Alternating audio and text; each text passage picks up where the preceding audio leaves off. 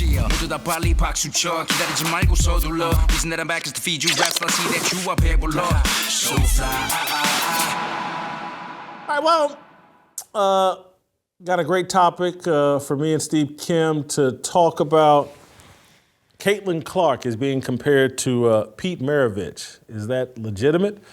This segment is brought to you by our great friends at Nugenics. Men feel like it's harder to get in shape and stay in shape. Nugenics Total T is offering a complimentary bottle when you text 231-231 and enter the keyword fearless. Text now and also get a bottle of Nugenics Thermo, their most powerful fat incinerator ever, for free.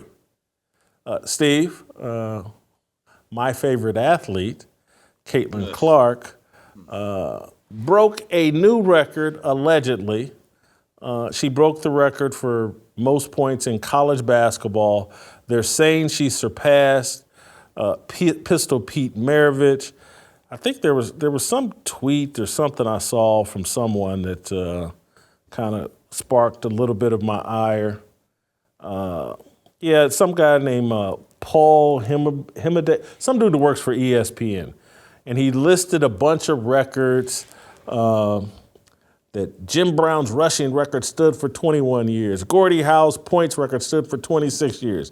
Hank Aaron's home run record stood for 33 years. Kareem's scoring record, 39 years.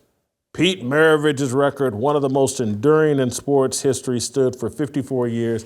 And they show a picture of Pete handing the crown to Caitlin Clark. I love Caitlin Clark. I watched Sunday's game. I watched the senior. I went online and watched the senior night ceremony just to hear more from Caitlin Clark. But she did not break Pete Maravich's record. This is a bridge too far. Jason, I'm guessing you teared up a little bit and that you yourself in your palatial estate, wherever you reside now, probably had a bouquet of roses to like symbolically give to Caitlin as she walked out to the floor. That's what I'm getting. I mean, I remember, I think it was like Thursday night, I heard something about Caitlin did this, this, and this. And I remember thinking, oh boy, there goes my Friday. There goes my Friday. We're going to get an hour-long fearless Caitlin Clark 30 for 30, Jason Whitlock. And I was stunned. I actually got Friday off. I was like, well, wait a minute. What happened? Look, it's a great achievement. But let's put this into context. The Pistol. He only played, I believe, 3 full seasons at LSU. During that era, I believe his freshman year was on the JV squad. Also, in that era of college basketball, there was no three-point line. So you are comparing apples to oranges.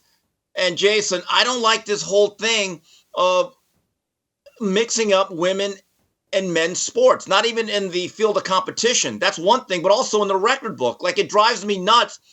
In boxing media, people do a pound for pound list and they put females on there. I'm like, oh God, I know what you're going. I know this is virtue signaling.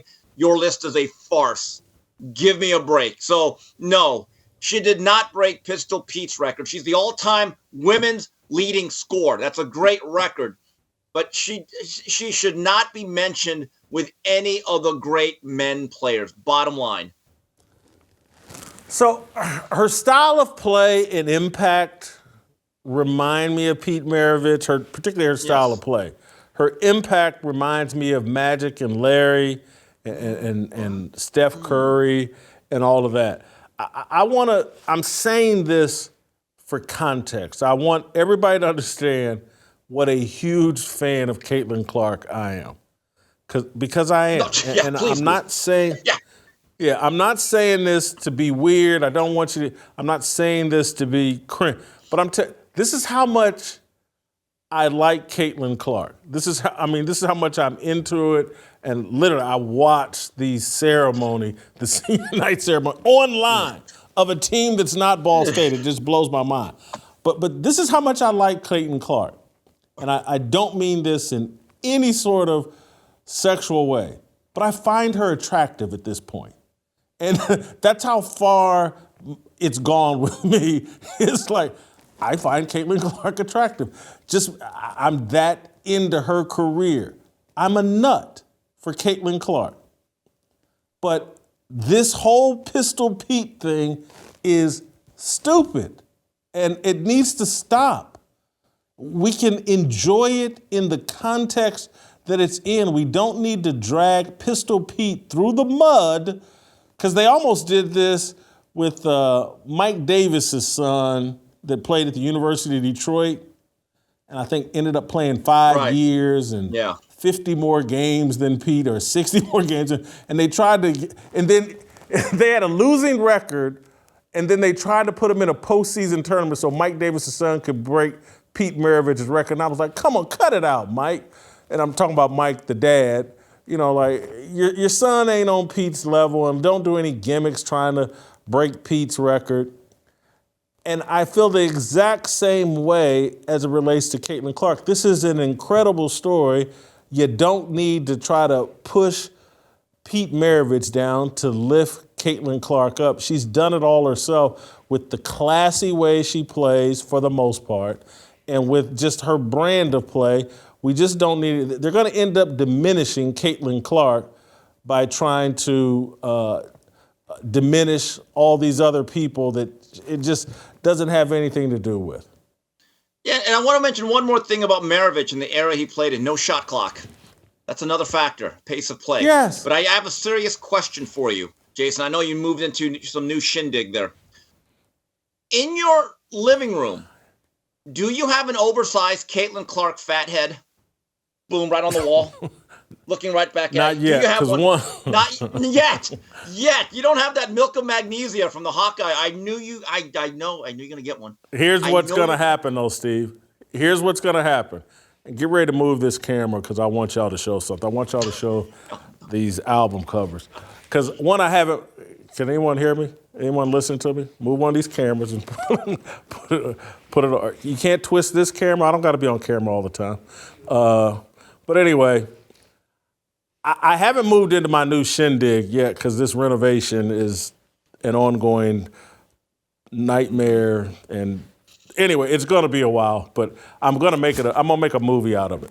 But anyway, Caitlin Clark, I'm going to change up all these things that are behind me on this album deal, and we're going to leave some of the music up, but I want to put some athletes up. And Caitlin Clark is going to be front and center. Where Tech Nine is right now, that will be Caitlin Clark. We'll probably get Magic Johnson and Tiger Woods up there. But Caitlin Clark is now one of my 5 favorite athletes of all time.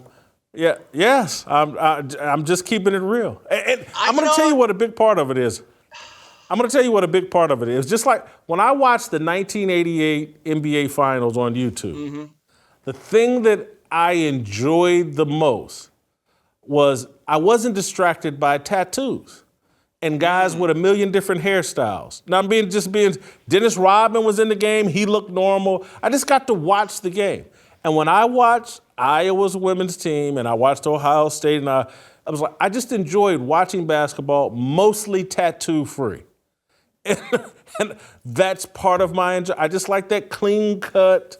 Not everybody trying to distract me with all these messages and all this different ink all over their bodies. I don't want to watch, what's the longest yard? I don't want to watch the longest yard on the basketball court. I don't want to see a prison remake of basketball. And that's part of what I find so attractive at this point about some of women's college basketball, that they're starting to get more tatted up too. But that is part of my affinity for women's college basketball. It just seems more pure. One note about 1988 Game 7. James Worthy's one NBA triple-double. Just want to note that. Now, I'm going to say this. All right, so the Mount Rushmore. This is my Mount Rushmore of Iowa basketball. B.J. Armstrong. Brad Lohaus. Roy Marble. Not bad. Out. And now Caitlin Clark edges out A.C. Earl. That's how fair I am. I was going to see if you were going to bring up A.C. Earl. A.C. Earl. Maybe Dr. Tom Davis, George Raveling. I don't know, but she makes the Mount Rushmore of Hawkeye basketball. I'm trying to see if you left out anybody else, because I remember that era pretty. I used to like Iowa basketball a little bit because George Raveling coached there. They were good in the 80s. Yeah, Had a really athletic team. Caitlin Clark would have to be the greatest Iowa basketball player ever. Because one, she's certainly the greatest women's basketball player. Greatest women's. Yeah, she's got to be the greatest. You're doing that again. See, you're doing that again. See, Did you mention Roy Marble? Roy Marble, Did you mention Roy Marble? Absolutely. It was the first guy I thought of. Fred Brown played, downtown Freddie Brown played at Iowa? Did he? Okay, hold on. Well, that's before my time. Ronnie Lester. Ronnie Lester had an NBA career.